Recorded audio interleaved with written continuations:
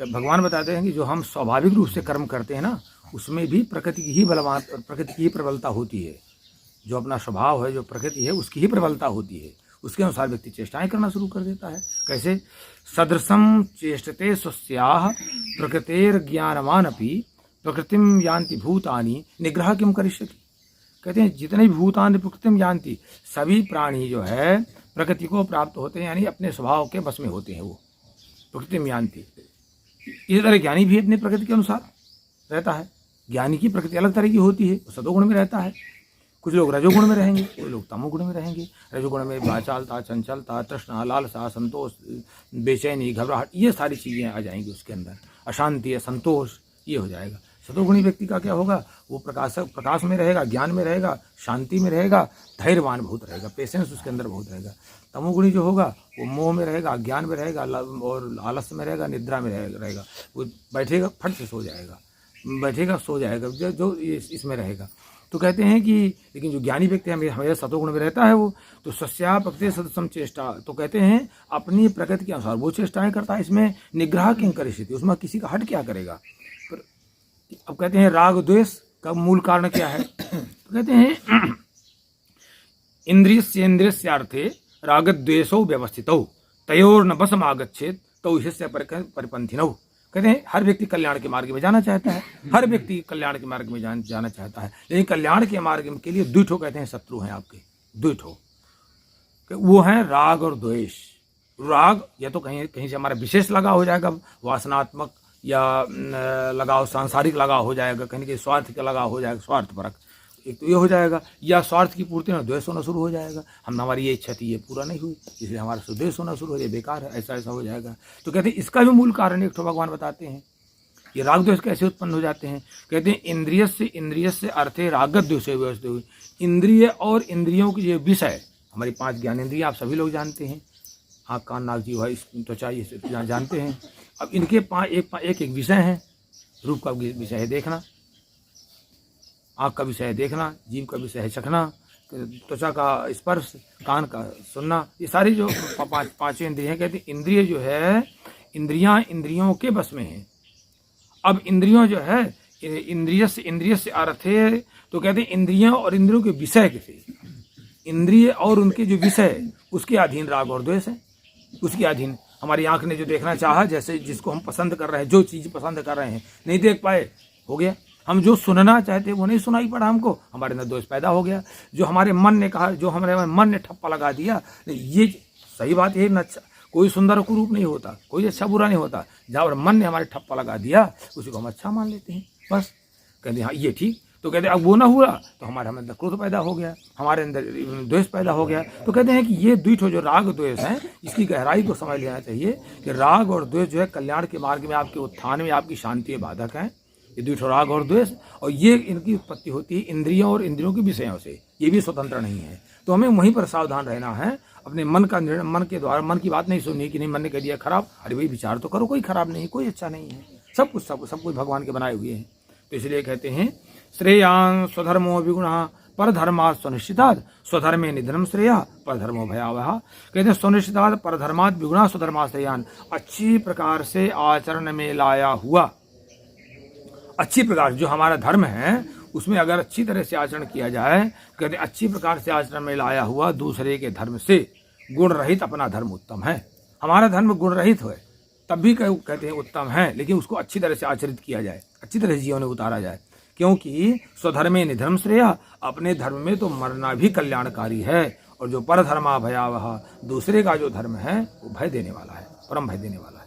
अर्जुन ने पूछ लिया महाराज आपने बहुत पाप पुण्य की बात बता दी है, सब बहुत कुछ बता डाला। तो कहते हैं अथ केन प्रयुक्तोऽयं पापम चरते पूर्वकः अनिच्छन्न विवार्षणे बलादि नियोजितः। कहते हैं महाराज आप ये बताइए, मनुष्य बिल्कुल नहीं चाहता है कि मैं गलत कार्य करूं, बिल्कुल नहीं चाहता है, वो चाहता है नहीं कर चाहता है, लेकिन कहते हैं मनुष्य अनिच्छन्न, कोई इच्छा नहीं रखता, लेकिन बलात् में, लेकिन वो जबरदस्ती लगा दिया जाता है। तो कहते किससे प्रेरित होकर के वो गलत आचरण में शुरू कर देता है। भाई कोई नहीं चाहता है कि मैं सब कोई शरीर मेरा ठीक रहे, मैं ब्रह्म मुहूर्त में जागरण करूं, सब कोई चाहता है, लेकिन कहते हैं कि कौन जो है ऐसा है जो उसको नहीं जागने देता है, कौन ऐसा है कि उसको क्या कारण, उसके पीछे कारण? कोई नहीं कहता मैं गलत खान पान करके बीमार हो जाऊं, कोई नहीं चाहता कि मैं किसी को सताऊं, कोई नहीं चाहता कि मैं कोई भी गलत कार्य करूं। लेकिन कहते क्यों ऐसा हो जाता है? भगवान बहुत अच्छा बताते हैं, बहुत अच्छा बताते हैं। काम एस क्रोध एस रजोगुण समुद्भव महासनो महापापमा विद्येनमी वैरिणम। कहते हैं देखो भैया, काम और क्रोध द्विठो हैं, काम और क्रोध द्विठो हैं, ये दोनों की उत्पत्ति रजोगुण से होती है। पहले आप में बेचैनी पैदा होगी, घबराहट पैदा होगी, तनाव पैदा होगा, चिंता पैदा होगी, असंतोष पैदा होगा, असंतोष जितना हमको मिल गया उतने संतोष नहीं है, और चाहिए, अभी कम है, ये अभी कम है। असंतोष पैदा होगा, अशांति पैदा होगी, ये पैदा होगा, और जैसे पैदा हुआ तो रजोगुण पैदा हो गया। कहते हैं जैसे रजोगुण, इन दोनों के बाप हैं रजोगुण। तो काम एस क्रोध एस रजोगुण समुद्भव, ये काम और क्रोध दोनों जो है रजोगुण से उत्पन्न है। पहले ये लक्षण आ जाएंगे, हम ये पैदा कर लेंगे, फिर हमें कामनाएं बढ़ जाएंगी, अपेक्षाएं बढ़ जाएंगी, अपेक्षाएं नहीं पूरी होंगी तो क्रोध बढ़ जाएगा। वहीं से व्यक्ति कहते हैं बीमार होने लगता, मानसिक विकृतियाँ आने लगती है। कहते हैं रजोगुण से उत्पन्न होते हैं। और ये कहते हैं इतना खतरनाक है, महासनो महापापमा, ये बहुत बड़ा, कभी ना घाने वाला, जिसको इच्छाएं बढ़ती गई कभी नहीं अघाने वाला, महापापमा, महापापी है ये, और इसको महाबैरी मानो। तीसरा श्लोक ये। अब कहते हैं क्यों आखिर? धूमेना ब्रीते बन्निर यथा दर्शो मलेन च यथोल्बेना वृतो गर्भस तथा तेनेन मावृतम। कहते हैं जिस तरह धुएं से आग ढक जाती है ना, और मैल से जो है दर्पण ढक जाता है, फिर नहीं चेहरा और दिखाई पड़ता है, जिसी तरह से जो जेर कहते हैं, कन्हरी कहते हैं, प्लेसेंटा कहते हैं, जिस तरह से प्लेसेंटा से गर्भ ढक जाता है ना, ठीक उसी प्रकार से कामनाओं के द्वारा, इच्छाओं के द्वारा, अपेक्षाओं के द्वारा हमारा सारा विवेक नष्ट हो जाता है। कहते हैं इसलिए उसको ठीक रखो, अपेक्षाएं बंद करो, जितना है जैसा उसमें संतुष्ट हो, उसमें मन को लगाए रहो बस। अब पूछ लिया कि ये कामनाओं के, वासनाओं का निवास स्थान कहाँ पर है? तो भगवान कितना अच्छा बताते हैं। इंद्रियाणि मनोबुद्धि रस्याधिष्ठान मुच्यते एतैर्विमोहयत्येष ज्ञानमावृत्त देहिनम्। कहते हैं कि इन कामनाओं का जो है, काम का जो स्थान है, इंद्रियां हैं हमारा मन है और हमारी बुद्धि है, ये इसके निवास स्थान कहे जाते हैं। पहले कोई हमारे विचार आया, दुर्विचार आया, विचार क्यों आया? दुर्विचार आया, सद्विचार आया, हमने कहा बस वही हमारे कर्म रूप में परिणत हो जाता है। तो कहते हैं इंद्रियां, मन और बुद्धि, ये इसके निवास स्थान कहे जाते हैं। और ये जो हमारी वासना है, कामना है, जो इच्छाएं हैं सांसारिक, ये एक ही ज्ञानम आवृत्त, ये हमारे विवेक को ढक करके हमारे विवेक को नष्ट कर देगा। देखिएगा, कभी विचार करिएगा, ये हमारे ज्ञान को, विवेक को नष्ट ढक देता है। और देहिनम मोहित, बस मनुष्य को, जीवात्मा को मोहित करता है, बस वहीं से उसका शुरू हो जाता है अवनति। तो इसलिए आदेश करते हैं, देखिए कितने अच्छा भगवान आदेशात्मक स्वर में कहते हैं यहाँ पर, तस्मात् त्वम इंद्रियाण्यादो नियम में भरतर्षभो पापानम प्रजयहीनम ज्ञान विज्ञान नाशम। कहते हैं अर्जुन, इसलिए तुम आदौ इंद्रियाणी नियम में, पहले अपनी इंद्रियों को बस में करो, तुम जीव को, कान को, त्वचा के सुख को, आँखों को, ये बस में करो पहले आप। न वाणी का दुरुपयोग हो, न शरीर का दुरुपयोग हो, न मन का। ये कहते हैं पहले आदौ इंद्रियाणी नियम में, पहले तो अपनी इंद्रियों को बस में करो, पांचों ज्ञान इंद्रियों को बस में करो, और फिर जो है एनम ज्ञान विज्ञान सम पापानम भी वाह। कहते हैं बस जहां तुमने इंद्रियों को बस में कर लिया अपने, तो ज्ञान विज्ञान नाश्रम, आपके विवेक और विज्ञान का विनष्ट करने वाले जो महान पापी जो कामना है, वासना है, इच्छा है, अनावश्यक इच्छाएं हैं, इनको पाप मानम ही प्रजय ही बलपूर्वक मार डालोगी। अब इतना अच्छा उपाय बताते हैं कि उपाय क्या है, देखो क्या कहते हैं तीसरा श्लोक। इंद्रियाणि पराण्याहु इंद्रियेभ्यः परम मनः मनसस्तु परा बुद्धि यो बुद्धे परतस्तु सः। ये बड़ा सरल है, क्योंकि आपसे, आपके शरीर से इंद्रियां 10 गुना बलवान है, 10 गुना, 20 गुना, 50 गुना मान लीजिए। आपका शरीर नहीं चाहता है, लेकिन आपकी इंद्रियां, निगाह ने डाला, आपके मन ने जो स्वीकार कर लिया अच्छा है, बस वहीं आप कूद पड़े, वहीं चल दिए, वहीं चल, ना चाहते हुए भी आप चल देंगे वहीं पर। तो इंद्रियां क्योंकि बलवान है, तो हमें पहले इंद्रियों को बस में करना है। जैसे आप इंद्रियों पर, शरीर आपके बस में हो गया, आपके बस में हो गया, हमें नहीं, हमको ये नहीं लेना है जो आया है हमारे पास, हमारे लिए उपयोगी नहीं है, ये लेना है तो उतना मात्रा में लेना है। लेकिन हमारी जीभ कह रही है, जीभ लेकर चल गई वहाँ समोसा खिलाने, कूद पड़े। तो इंद्रियाण पराण्याहु, कहते हैं इंद्रिय, अब शरीर से इंद्रियां बलवान है और इंद्रियों से मन बलवान है, क्योंकि मन जो है इंद्रियों का राजा है। ये तो आप कहते हैं इंद्रियों को बस में करो तो आपका शरीर बस में आ जाएगा। चलो ठीक है, इंद्रियां बस में नहीं हो रही, मन को बस में कर लो। चलो ठीक है, मन को जो है बस में करिए, इंद्रियों के तो अपने आप इंद्रियां बस में हो जाएंगी। चलो कहते हैं मन बस में नहीं आ रहा, तो कहते हैं बहुत अच्छा है, मनसस्तु परा बुद्धि, मन से बलवान है आपका विवेक, बुद्धि, आपका बुद्धि बहुत बलवान है। आपका मन नहीं बस में आ रहा, विवेक का प्रयोग करो आप, कि मैं क्या ठीक कर रहा हूँ, क्या गलत कर रहा हूँ, क्या मैं कर रहा हूँ, अपने विवेक का प्रयोग करो आप, बुद्धि का। और कहते हैं अगर बुद्धि नहीं काम कर रही है तो बुद्धि है परतस्तु से, बुद्धि से परमात्मा बलवान है, आत्मा बलवान है। तो आप सीधे मन को लगा दिए भगवत भजन में, तो धीरे धीरे विवेक जागृत हो जाएगा, धीरे धीरे विवेक जागृत होने लगेगा फिर से यहाँ भजन से। और इसके बाद विवेक जागृत हो गया तो मन बस में आ गया, मन बस में आ गया, इंद्रियां बस में आ गई, इंद्रियां बस में आ गया, आपका शरीर बस में हो गया। पूरा साइंटिफिक है गीता हमारा। तो चतुर्थाध्याय है, भगवान का वाक्य है, जो मैंने योग की कर्मयोग की परंपरा बताई, ये लुप्त प्राय हो गई थी पहले। इमं विवस्वते योगम प्रोक्तवान हम अव्ययम विवस्वान मन विप्राह मनुरुक्षा तो ये ब्रवीत।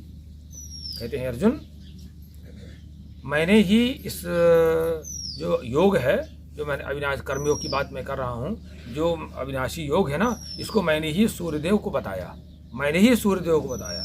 और विवस्वान मन विप्राय है, सूर्यदेव ने अपने पुत्र वैवस्वत मनु को बताया, और महाराज मनु ने क्षत्रिय वंश में अपने राजा शाहू को बताया। इस तरह से एवं परंपरा प्राप्तम इदम राजर्षि विदु सकालेने महता योगोनुष्ठा परंतपः। कहते हैं इस तरह से जो योग है, कर्म योग है, परंपरागत प्राप्त है, गुरु शिष्य परंपरा से प्राप्त है। इसको क्षत्रियों ने जाना, राजर्षियों ने जाना इसको। इसके बाद ये योग जो है, काल एक ऐसा समय आया, सयोगा महता काले ये नष्टा, ये एक समय एक ऐसा आया कि ये पृथ्वी लोक में लुप्त हो गया, ये पृथ्वी लोक में ही लुप्त हो गया योग, कर्म योग, सब आलसी हो गया, सब पता नहीं कैसे कैसे। तो भगवान कहते हैं कि स एवायम मया तेद्य योगा पुरुषः पुनः पुरातनः भक्तोऽसि मे सखास्यति रहस्यम भेदुत्तम। वाह। कहते हैं कि देखो, ये परंपरागत गुरु शिष्य परंपरा से जो प्राप्त योग है, अब तुम मेरे भक्त हो गए हो, मेरे शिष्य हो गए हो, मेरे मित्र भी हो, इसलिए ये पुरातन योग मैंने तुमको बता दिया, क्योंकि ये एतद उत्तमम, ये बहुत ही उत्तम है। और रहस्यम, कहते हैं रहस्य यानी गुप्त रखने योग है, ये नहीं कि जो श्रद्धा नहीं उसको भी बताना शुरू करते हो। तद बीजानियाम तुम आदो प्रोक्तवान थी। कहते हैं आपका जन्म तो अभी है, आपका जन्म तो अभी है, और विवस्वता जन्म परम, और जो सूर्य का, भगवान सूर्य का जन्म है बहुत पुराना है, आपका जन्म तो अभी है। तो यदि कथम बीजानियाम, मैं कैसे समझूं कि तुम आदो एतत् प्रोक्तवान, कि आपने ही बताया होगा, आपने ही बताया होगा। तो भगवान ने कहा कि अरे बहूनि में व्यतीतानि जन्मानि तव चार्जनो तान्यहम वेद सर्वाणि न तुम वेद परंतप। कहते देखो, तुम्हारे और मेरे बहुत सारे जन्म हो चुके हैं, लेकिन समस्या ये है कि तुम जीव हो, तुम्हें ज्ञान नहीं है, मुझे एक एक चीज़ का ज्ञान है, मुझे स्मरण है। तुम्हारे मेरे बहुत सारे जन्म हो गए हैं, लेकिन तुम्हें पता नहीं है, लेकिन मुझे पता है। अपने को अंकल लेना चाहिए कि हमने पूर्व जन्म में संस्कार अर्जित किया था, क्योंकि व्यक्ति जो है मन, अपनी इंद्रियां और मना षष्ठेन्द्रियां को लेकर के जन्म लेता है, उससे अनुमान कर है कि हमको ये बहुत चीज़ जल्दी मिल गई, ये हमारे पास, ये हमारा पहले ठीक था हमारा, अब इसको और ठीक कर ले, और ठीक कर ले, नहीं मिल रही तो समझ ले हमने नहीं किया था, तो अब ठीक कर ले। क्योंकि भगवान तो कहते हैं भैया मुझ में भी सामर्थ्य है किसी को दुख सुख देने का, उसका कर्म स्वयं है। अगर कर्म सुधार ले तो वह तुरंत उसमें परिवर्तन आने लगता, तुरंत से जितना सुधरता जाएगा, जितना नुकसान हो गया, अब जितना मकान गिर गया, चलो ठीक है। अजोपि सन्य व्ययाय आत्मा भूतानाम ईश्वरोपि सन प्रकृतिम स्वाम अधिष्ठाय संभवाम्य आत्माया। कहते हैं मैं यद्यपि अजन्मा हूँ, अविनाशी हूँ, भूतानाम सभी प्राणियों का मैं ही एकमात्र स्वामी हूँ, फिर भी स्वाम प्रकृतिम अधिष्ठाय, मैं अपनी प्रकृति को जो निर्माण शक्ति है, जो प्रकृति जिसको निर्माण शक्ति कहते हैं, उसको अपने अधीन करके और आत्माया संभव में अपनी योग माया से प्रकट होता हूँ। मैं अपनी योग माया को धारण करके मैं प्रकट होता हूँ। मेरे उसके लिए प्रयोजन है कि यदा यदा ही धर्मस्य ग्लानिर्भवति भारत अभ्युत्थानम धर्मस्य तदात्मानं सृजाम्यहम्। कहते हैं जब जब धर्म की हानि होने लगती है, जब जब समाज में एकदम उद्दंडता, खलता, दुष्टता और ये सब फैलता है, जब जब धर्म की हानि होने लगती है, नेचुरलिटी जो धारण करने वाले विषय है उसकी क्षति होने लगती है, धारण करने वाली जो शक्ति है उसकी क्षति होने लगती है, और धर्म की वृद्धि होने लगती है। जो नहीं धारण करना चाहिए वो व्यक्ति धारण करना शुरू कर देता है। तो कहते हैं तब तो हम आत्मानम सृजामी, मैं अपनी धर्म की स्थापना के लिए मैं जो है अपने स्वरूप में अलग अलग रूपों में अपने रूप को रचता हूँ, मैं साकार रूप में मैं प्रकट होता हूँ फिर